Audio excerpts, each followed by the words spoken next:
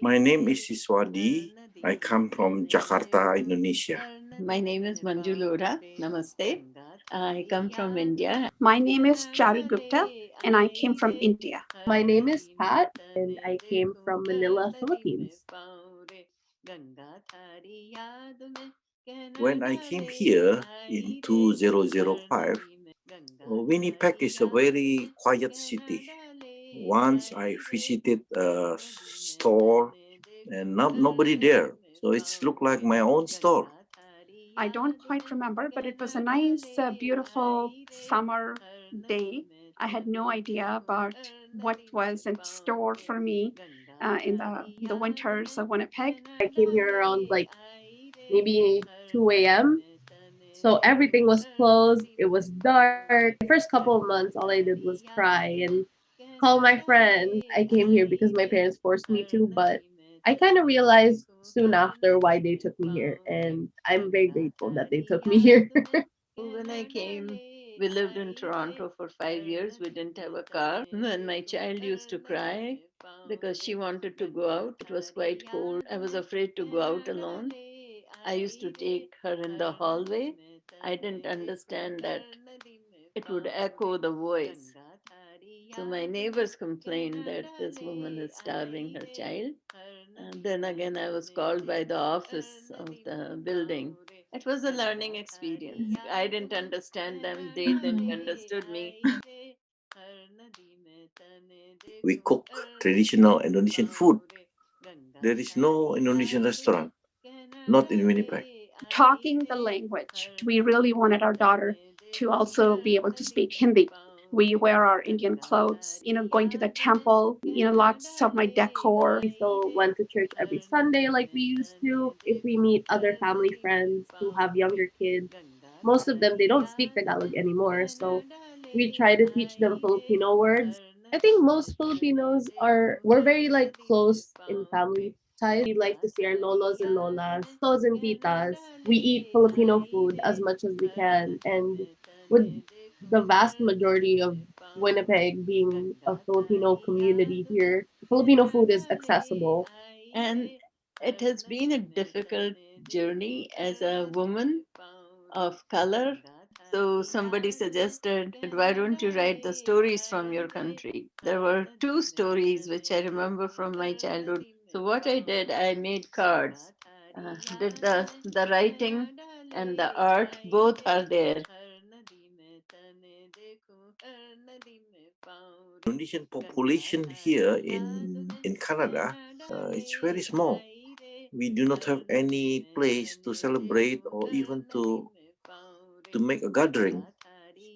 Sometimes we went to park. But there are, like, the temple, like every Sunday when we used to have Sunday weekend services there, anywhere between 300 to 500 people would be there every Sunday, and you kind of get together. And there's also a lot of streets in the north end. I think one is called Manila Road because there is a lot of us here.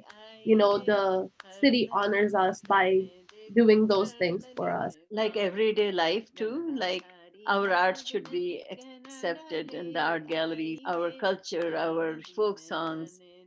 I'm sure someday there'll be some room for us.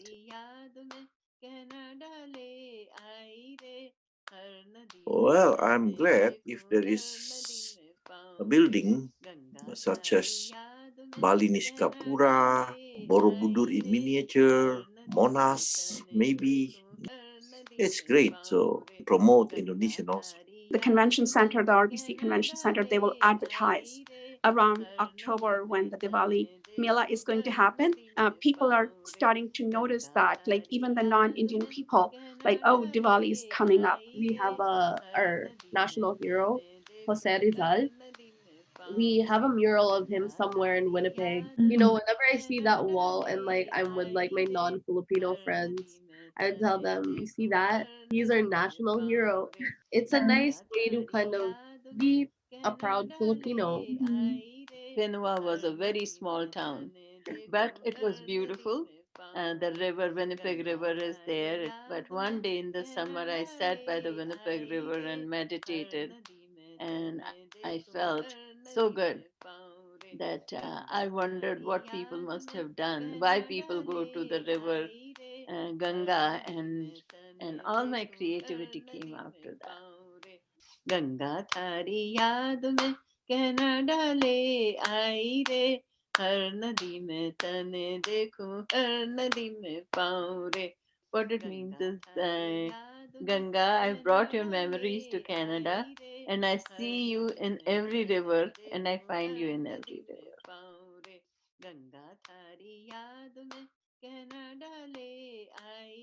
When I was small, my parents tell me some stories like Gunung Tangkuban Perahu, Maling Kundang.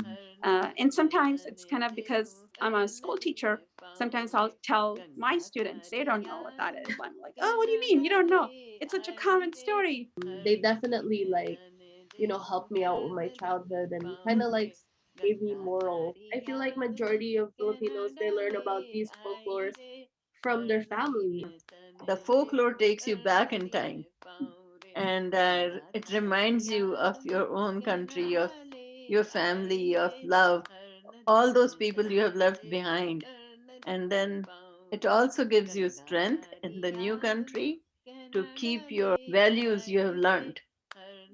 And I think that's the strength of immigrant society, that they keep their value, they adapt to the new country, and then make it their home with bringing the values they learned in their childhood.